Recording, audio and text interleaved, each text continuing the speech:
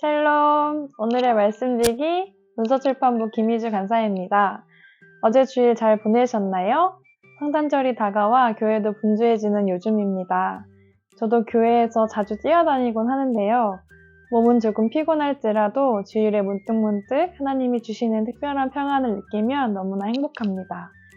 저는 금요일 저녁부터 토요일 저녁을 저만의 안식일로 정해서 예배도 드리고 쉬기도 하면서 그 시간을 지키려고 합니다. 여러분도 나만의 안식일을 정해보는 건 어떨까요? 자, 성령 충만한 말씀 묵상 시작합니다.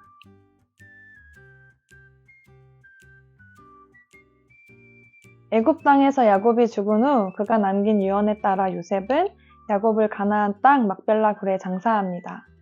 애굽에서부터 가나안까지 긴 여정이었지만 아브라함에서 시작된 언약을 그의 후손이 계약할 수 있도록 야곱은 자신의 죽음을 통해서도 그가 하나님의 언약을 신뢰하고 있었음을 보여줍니다. 이렇게 요셉이 아버지 야곱의 장례를 치른 후 애굽으로 다시 돌아왔을 때 요셉의 형제들에게 갑자기 불안감이 엄습합니다. 그것은 아버지 야곱이 죽은 뒤 혹시나 요셉이 이전에 자신들이 저지른 잘못으로 보복을 가하지 않을까 하는 생각이었습니다. 그런 생각이 들 수도 있습니다. 하지만 요셉이 형제들과 만난 과정, 그리고 가족의 재회를 통해 일어난 치유를 생각했을 때 요셉의 형제들에게 든 두려움은 다소 생뚱맞아 보이기도 합니다. 이미 요셉과 마음을 나눈 화해를 했고 요셉의 진심을 들었고 요셉의 권유로 인해 야곱의 가족은 고센 땅에 머물며 함께 살았는데 아버지 야곱이 죽자 갑자기 두려워하는 것입니다. 과연 이 두려움은 어디서 온 것일까요? 아마 이 두려움은 죄가 낳은 결과인 것 같습니다. 여러분의 삶에도 하나님이 정말 나를 사랑하실까 하는 의심이 들 때가 있을 것입니다. 이런 의심은 언제 생겨나나요? 보통 우리가 무언가를 잘못했을 때, 특히 하나님께 불순종했을 때 생깁니다. 죄의 삭은 사망입니다. 이 사망이란 생명이 없는 것을 말합니다. 다시 말해 하나님과의 관계에서 생명이 없는 것, 이 관계의 단절을 말하는 것이죠. 불순종은 곧 하나님과의 관계를 단절하고 하나님이 우리를 변함없이 사랑하신다는 그 사실을 의심하게끔 만듭니다. 그러나 여러분, 우리가 진정 두려워할 것은 내 생명의 위협이 아닙니다. 우리가 두려워할 것은 불순종으로 인해 하나님과 멀어지는 것입니다. 하나님이 나를 사랑하실까 하는 의심이 들 때 우리가 선포하고 기억해야 하는 것은 이미 예수님이 우리 죄를 위해 십자가에 못 박혀 죽으셨고 우리를 용서하셨고 하나님과 화목하게 하셨다는 것입니다. 이미 십자가의 용서와 부활이 선포됐는데 하나님의 사랑을 의심하는 것은 어리석은 일이 아니겠습니까?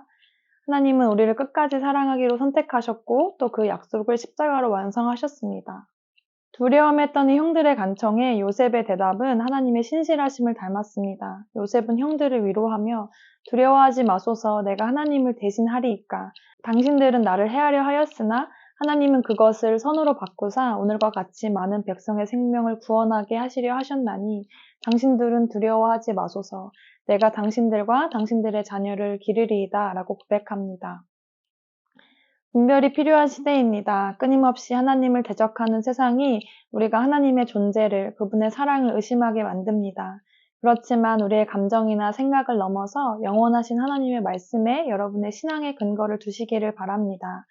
우리의 감정과 생각은 바뀝니다. 그러나 인간의 능력은 변할 수 있다는 데 있습니다. 우리의 기초는 변하지 않는 하나님의 말씀이 되어야 할 것입니다. 말씀에 언약의 기초를 둔 요셉의 마지막을 보십시오. 요셉은 죽기 전 형들에게 나는 죽을 것이나 하나님이 당신들을 돌보시고 당신들을 이 땅에서 인도하여 내사 아브라함과 이삭과 야곱에게 맹세하신 땅에 이르게 하시리라. 또 야곱의 자손들에게 하나님이 반드시 당신들을 돌보시리니 당신들은 여기서 내 해골을 메고 올라가라 라고 맹세하게 합니다. 풍산북자 여러분, 한창 시험 기간으로 지친 몸과 마음으로 하루하루를 보내고 계시죠? 연말이 되니 한 해 동안 열심히 달려와 마음이 지치기도 했을 테지요. 아쉬움과 뿌듯함, 슬픔, 감사, 행복, 낙심, 좌절 등 여러 가지 감정이 복합적으로 떠오르는 시기가 아마 12월이 아닐까 싶습니다. 특별히 오늘은 분주한 하루 가운데 지난 한 해를 돌아보며 하나님이 우리를 변화하고 성장하게 하신 부분은 어디인가 생각해보면 좋겠습니다. 그리고 그 위에 변함없는 하나님의 신실하심에 감사를 고백하며 올해도 내년에도 또 앞으로도 우리의 삶을 안전하게 또 최고의 것으로 인도하실 주님을 찬송하는 하루 되시길 바랍니다. 하나님과의 친밀한 동행이 사탄이 주는 두려움이 아닌 하나님과의 멀어짐을 두려워하는 진정한 두려움 앞에 우리를 신실하게 살게 할 것입니다. 샬롬.